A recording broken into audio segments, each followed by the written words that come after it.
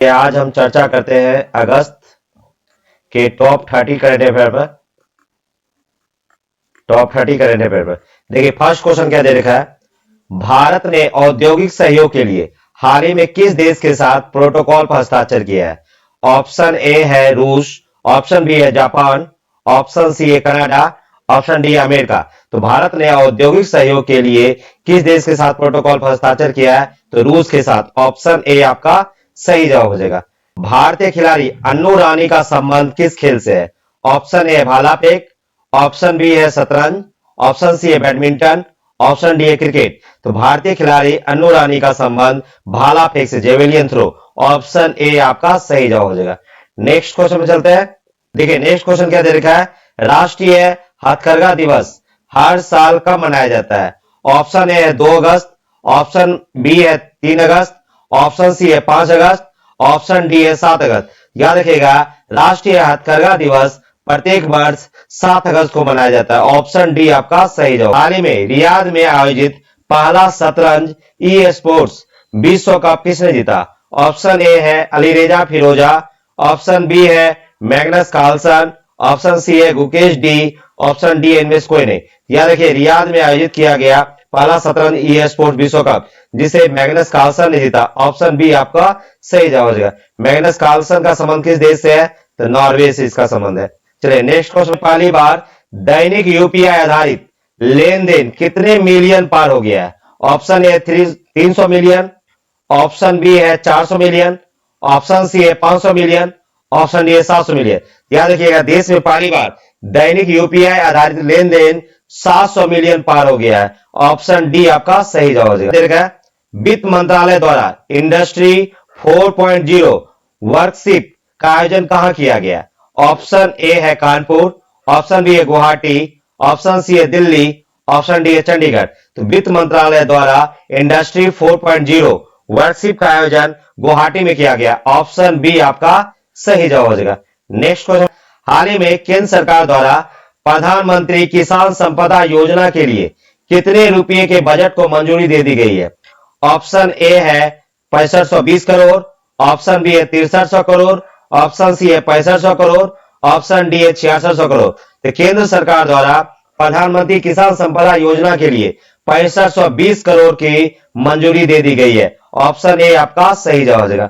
Next question क्या दे रखा है, हाल ही में अंतरराष्ट्रीय सौर गठबंधन में 107वें सदस्य के रूप में किसे शामिल किया गया है? Option A Canada, option B है Moldova, option C Uzbekistan, option D America. तो अंतरराष्ट्रीय सौर गठबंधन में 107वें सदस्य के रूप में मोल्दोवा को शामिल किया गया है। ऑप्शन बी आपका सही जवाब हो जाएगा। जम्मू कश्मीर में माल ढुलाई के लिए सक्षम होने वाला पहला रेलवे स्टेशन कौन बना? Option A Anantnag railway station, option B है Baramulla railway station, option C है Udhampur railway station, option D है श्रीनगर रेलवे स्टेशन। तो जम्मू कश्मीर में माल ढुलाई के लिए सक्षम होने वाला पहला railway station Anantnag railway station. Option A आपका सही जवाब हो जाएगा। नेक्स्ट वन क्या देखा है, भारत का तीसरा पूर्ण साक्षर राज्य कौन बना? याद रखिएगा पहला पूर्ण साक्षर राज्य कौन है? पहला पूर्ण साक्षर राज्य मिजोरम है। दूसरे स्थान पर कौन है? दूसरे स्थान पर गोवा है। और तीसरा पूछा जा रहा है, क्वेश्चन में पूछा जा रहा है तीसरा पूर्ण साक्षर राज्य कौन बना? याद रखिएगा तीसरा पूर्ण साक्षर राज्य त्रिपुरा को बनाया गया। ऑप्शन सी आपका सही। एशियाई पैरा बैडमिंटन चैंपियनशिप 2025 में भारत ने कितने मेडल जीता? ऑप्शन ए 15, ऑप्शन बी है 17, ऑप्शन सी है 23, ऑप्शन डी है 27। तो एशियाई पैरा बैडमिंटन चैंपियनशिप 2025 में भारत ने कुल 27 मेडल जीता। ऑप्शन डी आपका सही जवाब हो जाएगा। अब देखिए इसका आयोजन कहां हुआ था? याद रखिएगा आयोजन पैरा बैडमिंटन चैंपियनशिप का आयोजन कहां हुआ था? आयोजन बैंकॉक में हुआ था। आयोजन बैंकॉक में हुआ था। अब देखिए भारत ने कुल, याद रखिएगा भारत ने कुल कितने मेडल जीता? कुल 27, जिसमें क्या है 4 स्वर्ण है, 4 स्वर्ण मेडल है, 10 रजत है, 10 रजत और 13 कांस्य मेडल है। चलिए नेक्स्ट क्वेश्चन पे चलते हैं। देखिए नेक्स्ट वन क्या देखा है, हाल ही में भारत के लोकपाल का कौन सा आदर्श वाक्य अपनाया गया है? ऑप्शन ए सत्यमेव जयते, ऑप्शन बी है जय हिंद, ऑप्शन सी है नागरिकों को सशक्त बनाए, भ्रष्टाचार को उजागर करे, ऑप्शन डी है सत्य ही सुंदर। तो कौन सा लोकपाल का कौन सा आदर्श वाक्य अपनाया गया है? तो ऑप्शन सी नागरिकों को सशक्त बनाए, भ्रष्टाचार को उजागर करे, ऑप्शन सी आपका सही जवाब हो जाएगा। देखिए नेक्स्ट वन क्या देखा है, हाल ही में इसरो ने उत्तर प्रदेश के किस जिले में रॉकेट प्रक्षेपण का परीक्षण किया? Option A Kanpur, option B है कुशीनगर, ऑप्शन सी है वाराणसी, ऑप्शन डी है प्रयागराज। इसरो ने उत्तर प्रदेश के कुशीनगर जिले में रॉकेट प्रक्षेपण का परीक्षण किया, ऑप्शन बी आपका सही जवाब हो जाएगा। इसरो के अध्यक्ष कौन है? डॉक्टर बी नारायणन इसरो के नए अध्यक्ष है। चलिए नेक्स्ट वन क्या देखा है, ऑटोमोबाइल कंपनी ऑडी इंडिया के ब्रांड एम्बेसडर किस भारतीय खिलाड़ी को बनाया गया है? Option A Virat Kohli, option B है रोहित शर्मा, ऑप्शन सी है नीरज चोपड़ा, ऑप्शन डी है महेंद्र सिंह धोनी। देखिए ऑटोमोबाइल कंपनी ऑडी इंडिया के नए ब्रांड एम्बेसडर नीरज चोपड़ा को बनाया गया है, ऑप्शन सी आपका सही जवाब है। कर्नाटक में तंबाकू खरीदने के लिए न्यूनतम आयु 18 वर्ष से बढ़ाकर कितना कर दिया गया है? यह ऑप्शन ए है 19 वर्ष, ऑप्शन बी है 20 वर्ष, ऑप्शन सी 21 वर्ष, ऑप्शन डी है 25 वर्ष। तो याद रखिएगा कर्नाटक में तंबाकू खरीदने के लिए न्यूनतम आयु पहले 18 वर्ष थी, जिसे बढ़ाकर 21 वर्ष कर दिया गया, ऑप्शन सी आपका सही जवाब हो जाएगा। नेक्स्ट, हाल ही में किस राज्य सरकार ने ओबीसी वर्ग को शहरी स्थानीय निकाय चुनावों में मंजूरी 27% आरक्षण देने की मंजूरी दी है? Option A Bihar, option B है मध्य प्रदेश, ऑप्शन सी है हिमाचल प्रदेश, ऑप्शन डी है उत्तर प्रदेश। तो कौन सा राज्य ओबीसी वर्ग को शहरी स्थानीय निकाय चुनाव में 27% आरक्षण की मंजूरी दी है? तो option C Himachal Pradesh, option C है। हाल ही में भारत ने किस देश से एयरबेस C-295 MW सैन्य परिवहन विमान प्राप्त किया है? ऑप्शन ए है रूस, ऑप्शन बी है स्पेन, ऑप्शन सी है फ्रांस, ऑप्शन डी है जापान। तो भारत ने किस देश से एयरबेस C-295 MW सैन्य परिवहन विमान प्राप्त किया है? स्पेन से, ऑप्शन बी आपका सही जवाब हो जाएगा।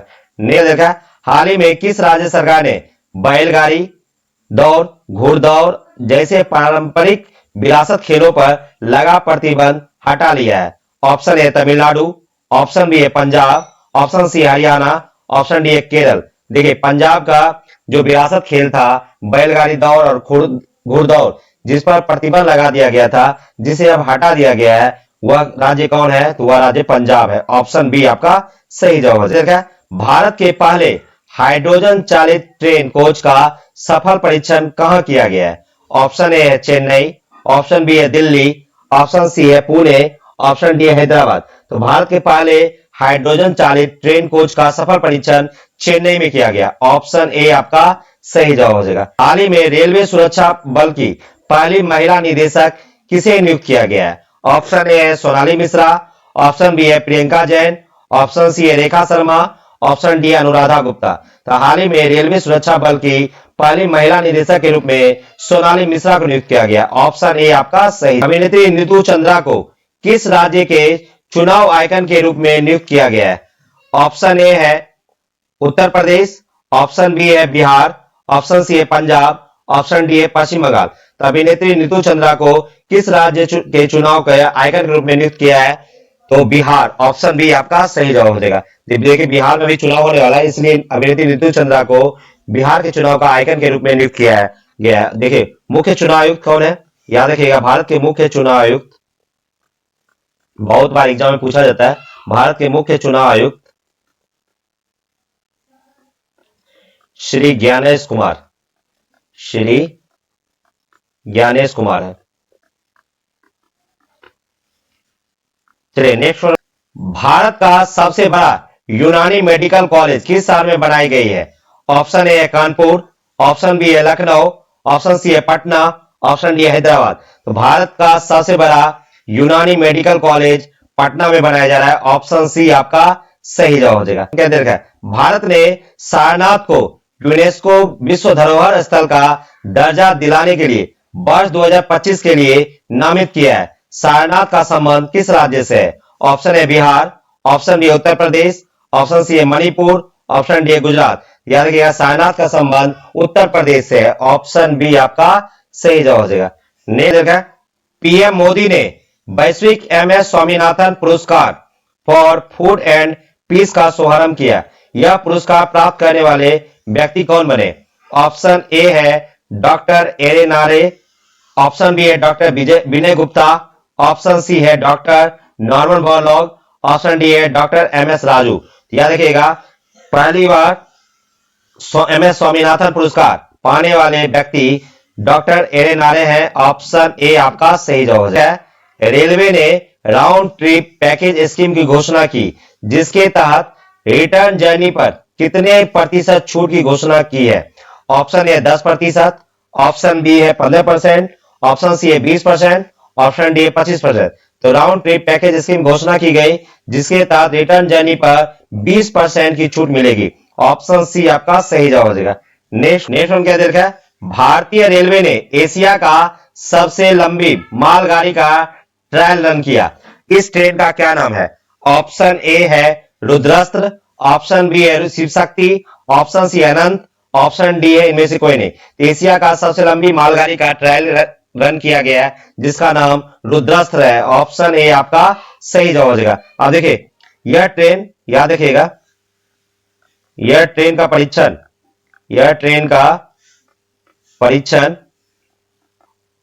गंज ख्वाजा रेलवे स्टेशन से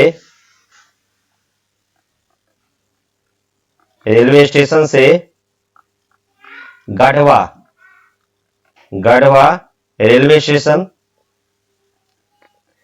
रेलवे स्टेशन तक किया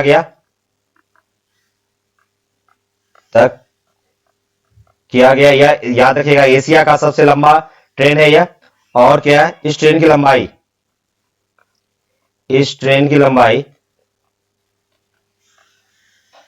4.5 किलोमीटर तक मानी जाती है।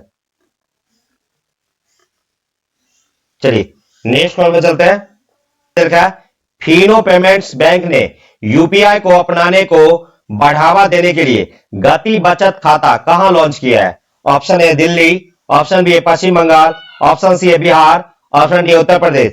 फिनो पेमेंट बैंक ने यूपीआई को अपनाने को बढ़ावा देने के लिए गति बचत खाता का लॉन्च पश्चिम बंगाल में किया है। ऑप्शन बी आपका सही जवाब हो जाएगा। नेक्स्ट देखिए, नेक्स्ट वन क्या दे रखा है? भारत और सिंगापुर ने संयुक्त सैन्य अभ्यास बोल्ड कुरुक्षेत्र 2025 आयोजित किया। यह आयोजन कहां हुआ? ऑप्शन ए उड़ीसा में, ऑप्शन बी है राजस्थान, ऑप्शन सी है गुजरात, ऑप्शन डी है मध्य प्रदेश। तो भारत और सिंगापुर के बीच संयुक्त सैन्य अभ्यास बोल्ड कुरुक्षेत्र 2025 का आयोजन राजस्थान में हुआ। ऑप्शन बी आपका सही जवाब हो जाएगा। नेक्स्ट, कप्तान के रूप में अपनी पहली टेस्ट सीरीज में 4 शतक लगाने वाले पहले क्रिकेटर कौन बने? Option A Ben Stokes, option B है सुमन गिल, ऑप्शन सी है स्टीवन स्मिथ, ऑप्शन डी है विराट कोहली। तो अभी देखिए, इंग्लैंड और भारत के बीच जो टेस्ट सीरीज हुई थी, उसके कप्तान सुमन गिल थे, जो अपनी पहली टेस्ट सीरीज में कप्तानी कर रहे थे। इस कप्तानी में उन्होंने कप्तान रहते हुए पहली टेस्ट सीरीज में 4 शतक लगाए। तो कौन हो जाएगा ऑप्शन? ऑप्शन बी आपका सही जवाब है, सुमन गिल। विश्व हेपेटाइटिस डे कब मनाया जाता है? ऑप्शन ए 20 जुलाई, ऑप्शन बी है 22 जुलाई, ऑप्शन सी है 25 जुलाई, ऑप्शन डी है 28 जुलाई। याद रखिएगा, विश्व हेपेटाइटिस डे प्रत्येक वर्ष 28 जुलाई को मनाया जाता है। ऑप्शन डी आपका सही जवाब हो जाएगा। अब देखिए, 2025 का थीम क्या था? हमेशा क्वेश्चन में आता है थीम। तो याद रखिएगा, विश्व हेपेटाइटिस डे का थीम क्या था? Hepatitis let's break it down. इस वर्ष का हेपेटाइटिस डे का थीम था। नेक्स्ट वीडियो में हम और भी ज्यादा आपके बीच क्वेश्चन लाएंगे, जैसे करंट अफेयर ही, तो करंट अफेयर लाया जाएगा नेक्स्ट सीरीज में। तो प्लीज वीडियो को लाइक और शेयर करें। धन्यवाद।